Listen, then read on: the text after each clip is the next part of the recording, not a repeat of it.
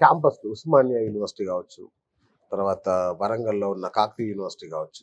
తెలంగాణ ఉద్యమంలో అవే ముఖ్య పాత్ర పోషించాయి. అవును. ఇప్పుడు స్థానిక మన పట్టభద్రుల ఎన్నికల్లో గూడా ఆ రెండే ముఖ్య పాత్ర పోషిస్తున్నాయి. అవును. సో, వాటి పరిస్థితి ఎట్లా ఉందసలు క్యాంపస్‌లో? ఇవాళ క్యాంపస్‌ల పరిస్థితి ఎట్లా ఉందంటన్నా,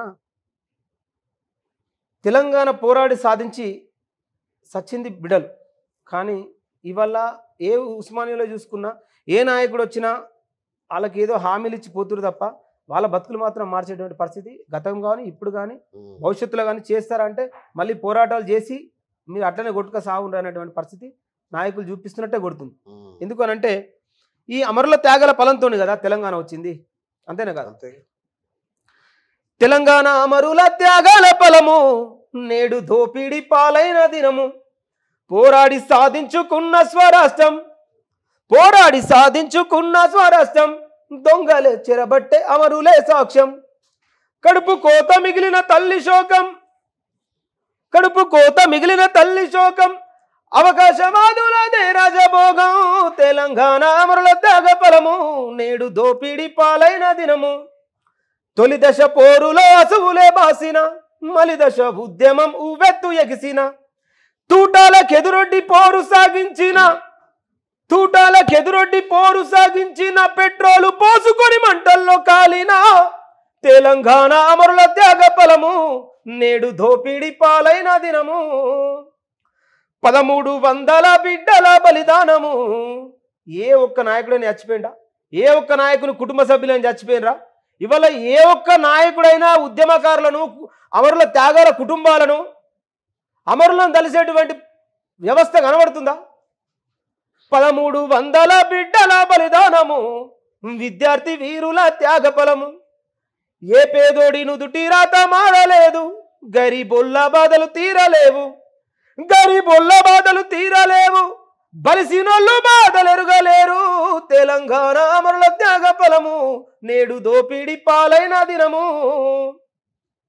ఇవాళ భారతదేశంలో స్వాతంత్రం వచ్చి ఇన్ని సంవత్సరాలు అవుతున్నా, తెలంగాణ వచ్చి 10 సంవత్సరాలు గడిచిపోయినా, మహిళలకు ఫ్రీ బస్సులు, అక్కెరగ్రాని పథకాలు ఎన్నో తెస్తురు కానీ, గిరిజనులు, ఆదిమ తెగలు, లంబాడీలు, సెంచులు, గోండీలు, నా నిర్మల్, నా కాగజ్ నగర్, నా ఆసిఫాబాద్, ఆదిలాబాద్ ఈ ప్రాంతం గూడాలకు ఇంకా కరెంటు వెలుగులు లేవు, ఇంకా రోడ్లు లేవు.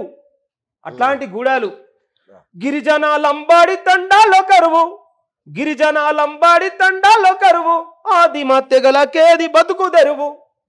వెలుగు చూడలేని గుడిసెలెన్నో, చదువు సంధ్యరాని గూడాలెన్నో.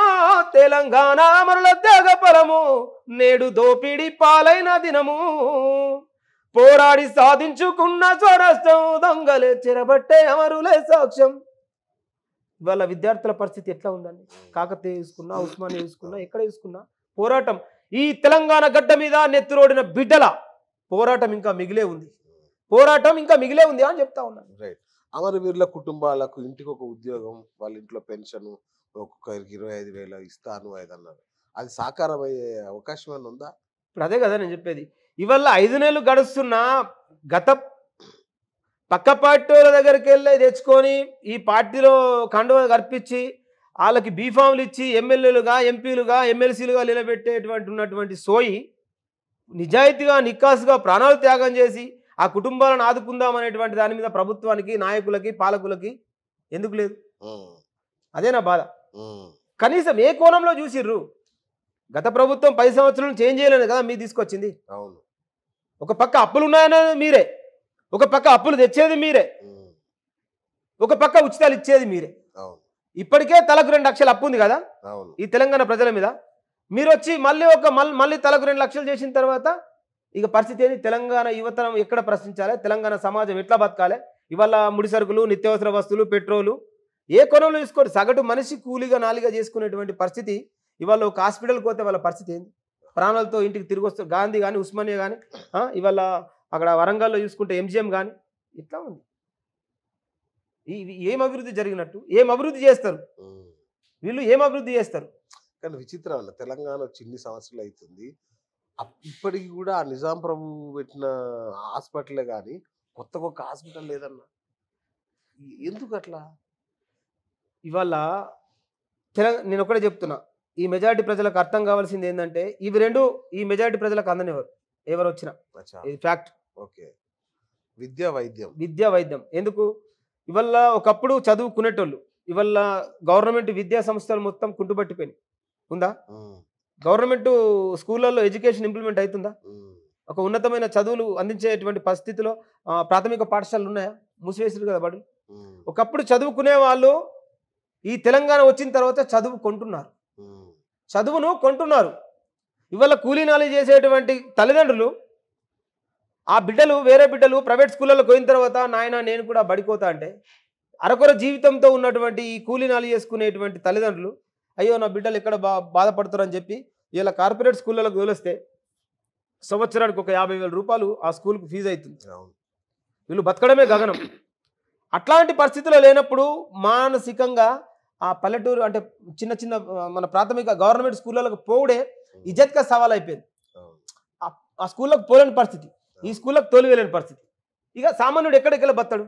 ఇవాళ ఇది చూసుకుంటే ఏ చిన్న నొప్పి అయినా ఇలా తినే ఫుడ్ సెక్షన్ మీద కానీ ఇలా తినే ప్రతి వస్తువు మీద చూడండి ఎంత కల్తీ జరుగుతుంది.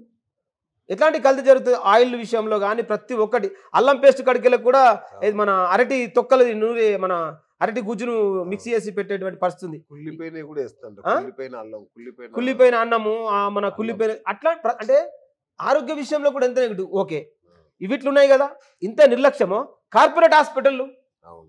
ఎట్లా దోసుకుంటారు? దాని మీద ఏమైనా నియంత్రణ ఉందా? ఏమైనా నిబంధన ఉందా? మరి సామాన్యుడు పేదవాడు ఎక్కడికి వెళ్ళి బతుకుతాడు? ఎక్కడికి వెళ్ళి ప్రశ్నిస్తాడు? ఎక్కడికి వెళ్ళి తలెత్తుకొని ఆయన ఈ 12-10 గంటలు ఆయన అడవికి అంకితం కావాలి, పనికి అంకితం కావాలి, అలసిపోయి అత్తే బుక్కడంతా తినాలి, ఆ కోటరు గుందాలి, కోటరు తాగాలి, ఆయనతో పండాలి, మళ్ళీ లేస్తే ఈ సైక్లింగ్ అనేది ఆర్థిక రుగ్మతలు దెబ్బతీసి ఈ సైక్లింగ్లోనే వీళ్ళ బతుకులు పెట్టేసి ఎలక్షన్లు వచ్చిన తర్వాత ఎలక్షన్లు వచ్చే కంటే ముందు నోట్లు విసిరి ఓట్లను గుంజుకొని తర్వాత 5 ఏళ్ళు వీళ్ళు వాళ్ళ మీద రాజ్యం పెత్తనం చేసుకుంటా వ్యవస్థలు కార్పొరేట్ వ్యవస్థలను పెంచుకుంటూ పేద ప్రజల నిండా ముంచుకుంటూ ఈ వ్యవస్థ కొనసాగిస్తూ ఉన్నారు. కార్మికులు కూడా మీద ఒక పాట రాసినట్టున్నారు కదా. అవును. మేడే రోజు చేసినట్టు ఒకసారి. హరే నేడే వచ్చింది మేడే పోరాట, నేడే వచ్చింది మేడే శ్రామిక జనపోరు సంద్రమై సాగే. హరే నేడే వచ్చింది మేడే, నేడే వచ్చింది మేడే పోరాట గాయాల తడియారలేదే. పెత్తందారులను ఎదురొడ్డి నిలిచిన